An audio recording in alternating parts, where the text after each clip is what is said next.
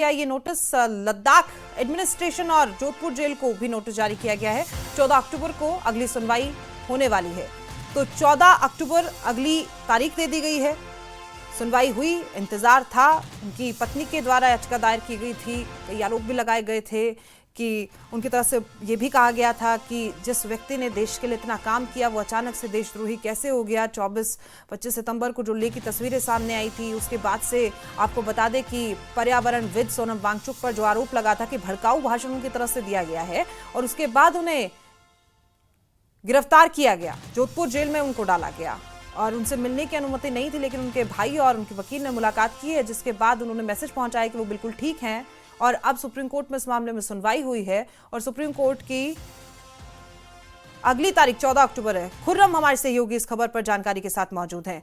खुर्रम, क्या निकलकर सामने आया है सुप्रीम कोर्ट की सुनवाई में, क्या कुछ कहा गया है? देखिए, आज जब सुनवाई शुरू हुई तो कपिल सिब्बल जो है वो गीतांजलि अमोघ की तरफ से पेश हुए और उन्होंने कहा कि हम डिटेंशन के खिलाफ हैं। और इस पूरी जो बहस हुई है इसके अंदर अरेस्ट का लफ्ज इस्तेमाल नहीं हुआ है, डिटेंशन का ही लफ्ज इस्तेमाल हुआ है, क्योंकि उनको कहा गया कि उनको इलीगल डिटेंशन में रखा गया है। लेकिन सॉलिसिटर जनरल तुषार मेहता वो पेश हुए यूपी एडमिनिस्ट्रेशन और केंद्र सरकार की तरफ से। उन्होंने कहा कि सिर्फ कोर्ट को मिसलीड करने की कोशिश की जा रही है कि डिटेंशन का ग्राउंड नहीं बताया गया। इसको लेकर बहस हुई और इसमें तुषार मेहता की तरफ से कहा गया कि हमने जो डिटेंशन जिसका हुआ यानी सोनम वांगचुक का, उनको तमाम ग्राउंड जो है बताया जा चुका है और फैमिली को बताया जाना है, इस पर हम फैसला लेंगे। और लेकिन कानून में ये जरूरी नहीं है कि फैमिली को जो है डिटेंशन का ग्राउंड जो है वो सप्लाई किया जाए, उनको बताया जाए। तो और इसी के साथ साथ कोर्ट ने कपिल सिब्बल से ये भी पूछा कि आप हाई कोर्ट क्यों नहीं गए, तो कपिल सिब्बल ने उस पर कहा कि कौन से हाई कोर्ट जाएं, यानी कि जम्मू कश्मीर लद्दाख हाई कोर्ट उनको जाना है या फिर राजस्थान हाई कोर्ट जाना है। तो उसको लेकर कोर्ट ने देखिए खुर्रम, थोड़ी सी असमंजस की स्थिति तो पहले से ही बनी हुई थी, क्योंकि गिरफ्तारी शब्द इस्तेमाल किया जा रहा था, डिटेंशन का आपने नाम लिया, हिरासत में है वो। और ये भी एक सवाल उठ ही रहा था कि अगर ये ले का मामला है तो जम्मू कश्मीर जाहिर तौर पर हाई कोर्ट में मामला जाना चाहिए था, लेकिन अचानक से उनको जो जोधपुर लेकर जाया गया है उस पर भी हमने देखा था कि सवाल उठ रहे थे। इसके बारे में क्या कहेंगे आप? थे, लेकिन क्योंकि इन्वेस्टिगेशन चल रही है, लेह जो लद्दाख पुलिस है उसकी तरफ से बहुत सारी बातें कही गई। उसके बाद फिर सीबीआई को ये भी मामला चला गया, तो वो भी उसकी जांच भी पेंडिंग है। अब इसी बीच में क्योंकि मामला सुप्रीम कोर्ट में आ गया था, इसी वजह से कोर्ट ने पूछा कि आप हाई कोर्ट क्यों नहीं गए। और अगर देखें तो इस पूरे मामले में गीतांजलि जो है, दरअसल उनकी तरफ से बहुत सारे सवाल उठाए गए थे कि उनको मिलने नहीं दिया गया, उनको पता नहीं है किस हाल में है, कहते हैं।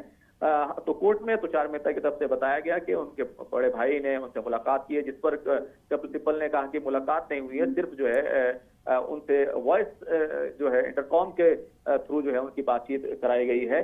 और सोनम वांगचुक का मेडिकल जो है वो हो चुका है और उन्होंने खुद स्टेटमेंट दिया है कि वो ठीक है, उनको किसी तरह की दवाइयों पर नहीं, अगर जरूरत होगी तो उनको दवाइयां प्रोवाइड कराई जाएंगी। तो कोर्ट ने कहा कि हम इस स्टेज पर इस मामले में कोई ऑर्डर जारी नहीं कर सकते, फिलहाल नोटिस जारी कर दिया गया है और अगली डेट जो है वो 14 तारीख है, जो मंगल के दिन जो है इस पूरे मामले पर दोबारा से सुनवाई होगी। और कोर्ट ने एक हंसी मजाक के लहजे में भी कपिल सिब्बल से कहा कि आप हमें ये भी बताएं अगली तारीख पर कि आप कौन से हाई कोर्ट जो है आपको जाना है।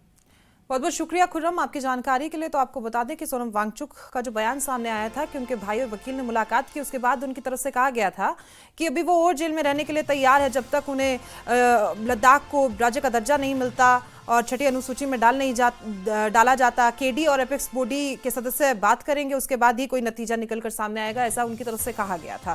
फिलहाल कोर्ट की तरफ से 14 तारीख अगली दी गई है, 14 अक्टूबर को अगली सुनवाई होनी है और उनकी तरफ से यही मैसेज दिया गया है कि वो बिल्कुल ठीक हैं।